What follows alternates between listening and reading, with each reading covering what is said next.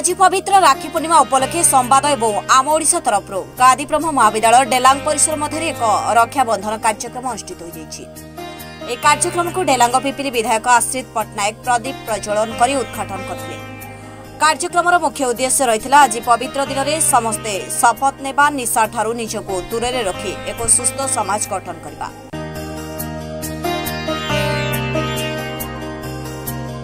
शुभ दिन संवाद साहित्य परिवार तरफ आमर ये गादी ब्रह्म कॉलेज डेलांग ठारे गोटे निशा निवारण पे आज गोटे शुभ दिन में रक्षाबंधन में भौणी मैंने भाई मातरे राखी बांधी निशारू निवृत्त रही जो कार्यक्रम करते आम समस्त आज जोगदेलु अंचल बुद्धिजीवी गुरुजन मैंने भौणी मैंने माँ मैंने समस्त जोगदे एक सुंदर कार्यक्रम।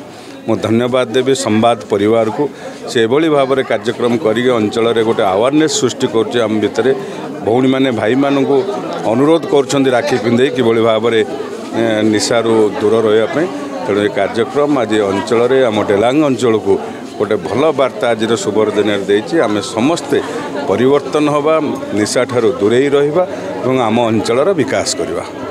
नवनिर्वाचित विधायकों हाथ में उपस्थित थिबा भौणी माने राखी बांधी निजर सुरक्षा सहित भाईर मंगल कामना करते।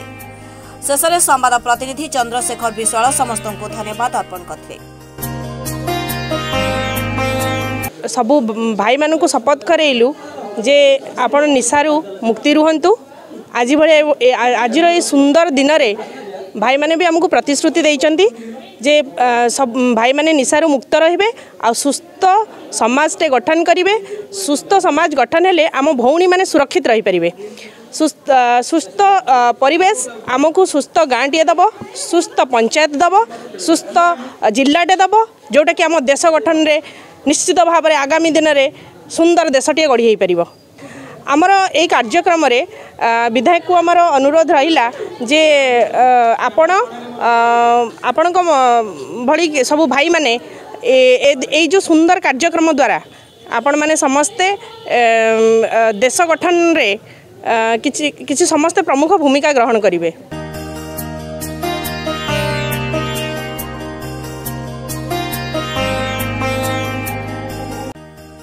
डेलांगरू निरंजन नायकों रिपोर्ट ओडिशा एक्सप्रेस लाइव।